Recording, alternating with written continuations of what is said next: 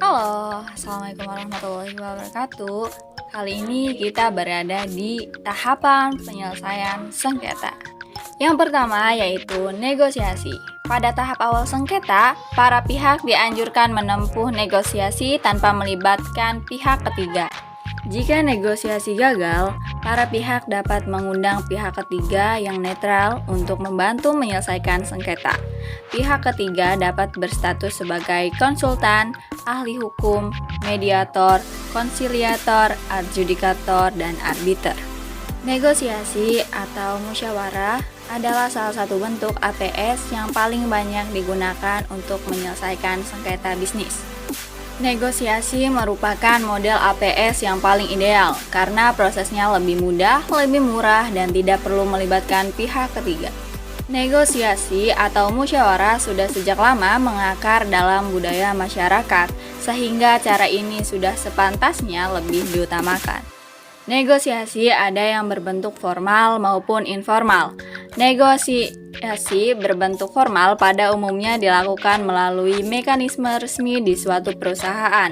Contohnya pengaduan nasabah melalui bagian layanan konsumen atau customer service yang dibentuk di masing-masing perusahaan. Negosiasi informal atau yang biasa juga disebut lobby dilakukan melalui jalur tidak resmi atau pendekatan pribadi. Yang kedua yaitu konsultasi. Apabila cara negosiasi tidak membuahkan hasil, para pihak dapat meminta bantuan pihak ketiga untuk menyelesaikan sengketa. Para pihak dapat meminta saran kepada ahli hukum atau konsultan hukum yang berkompeten dalam bidang yang dipersengketakan. Saran yang diberikan oleh ahli hukum dalam konsultasi bersifat tidak mengikat. Ini berbeda dengan saran yang bersifat mengikat dalam pendapat mengikat. Pendapat mengikat atau legal binding opinion harus diajukan melalui lembaga APS dan harus diawali dengan pembuatan perjanjian pendapat mengikat. Perjanjian pendapat mengikat diperlukan agar para pihak tidak ingkar janji pada saat pendapat mengikat telah dikeluarkan. Yang ketiga yaitu adjudikasi. Adjudikasi adalah salah satu bentuk perlindungan hukum OJK bagi nasabah kecil yang bersengketa dengan lembaga jasa keuangan. Adjudikasi hanya dikhususkan bagi nasabah kecil dengan nilai sengketa di bawah 500 juta rupiah. Adjudikasi mirip dengan arbitrase, namun prosesnya jauh lebih sederhana dan lebih cepat. Dan yang keempat yaitu arbitrase. Arbitrase adalah jenis APS yang prosesnya mirip dengan pengadilan sehingga digolongkan kuasi judicial, semi pengadilan.